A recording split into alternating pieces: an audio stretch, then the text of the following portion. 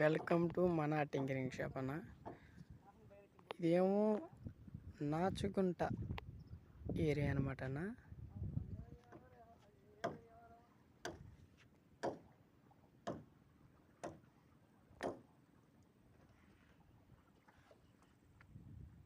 ఇవన్నీ సాయంత్రం పూట ఆటకి వెళ్ళిపోతాయి అనమాట అన్న. గిడిసాలు కట్లు కడతారు ఇక్కడ బాగా. ఈ వరదకు కొట్టుకొచ్చిన చెట్లు అన్న ఇవన్నీ. అంతకుముందు అసలు అక్కడ చెట్టు అనేది ఉండేది కాదు, ఫ్రెష్గా ఉండేది వాతావరణం అంతా. మంచిగా దెబ్బలు కనపడేవి అనమాట. కానీ చెట్లు కొట్టుకొచ్చేసినాయి. ఇక్కడ కనిపిస్తుంది కదన్న, అక్కడ లైట్లు అయ్యి, అది ఏర్చేట్ల దెబ్బ. అది రేమయ్య అని ఉండిద్ది అనమాట ఊరు. డైలీ తెప్పేస్తారన్న రేవునామ.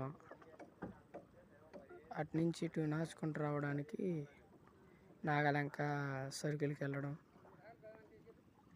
డైలీ రేవునామ ఉండిద్ది అనమాట అన్న. జనం డైలీ దాడుతూనే ఉంటారు. నాచుకుంటూ నుండి ఎల్చెట్ల దెబ్బ నుండి నాచుకుంటూ వస్తూ ఉంటారు అనమాట అన్న. ఇక్కడ ఒక బోటు కూడా ఉండదు సాయంత్రం పూట. అన్నీ గిరసరకట్లకి వెళ్ళిపోతాయి. అదే పంటి ఏల్చెట్ల దెబ్బతోనూ నాచుకుంటుందని చెప్పే కదన్నా, పాడుపడిపోయింది కదా. అది చూపిస్తాను. అసలు మొత్తం చెట్లు మొత్తం కొట్టుకొచ్చేసి పంటికి పట్టుకున్నాయి మొత్తం.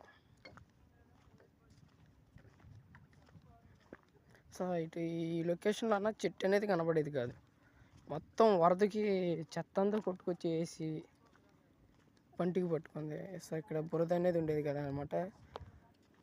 ఈ గిరసాల కట్లుకి వెళ్ళొచ్చిన రైలు ఈ ప్లాట్ఫారం మీద ఎండేసేవారు అన్న.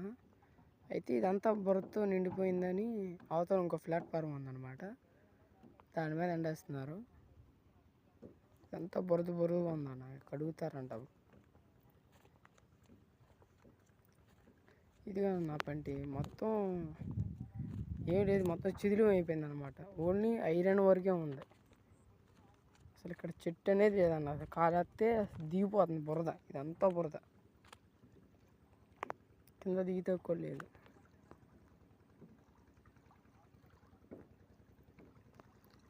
ఏళ్ళు చెట్ల దెబ్బకి నాసుకుంటుండేది అన్నటి వరకు ఈ పంటి.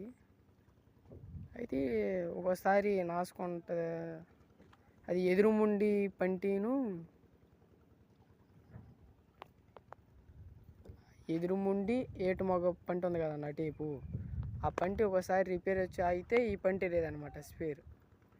ఒకటే పంట అయిపోవటం వలన ఒకవేళ ఆ పంట అయినా కానీ ఇప్పుడు నాచుకుంటకి చెట్ల దెబ్బకి పంటి రేవు నా ఎలా వేస్తున్నారో అలా వేస్తారనమాట. అక్కడ మామూలుగా పంటి ఉండగా రేవునామ వేయనివ్వరు అన్న.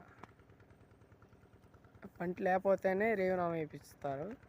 ఈ పంట లేదు కాబట్టి ఇప్పుడు రేవునామ మీద జనం దాడుతున్నారు. ఇప్పుడు కూడా జనం వస్తున్నారనమాట. సాయంత్రం 7 వరకు తిరుగుతూనే ఉంటారన్న. ఇప్పుడు రేవునామ అప్పుడు ఏది చెట్ల దిబ్బ నుండి నాచుకుంటే తీసుకొస్తుంది అనమాట.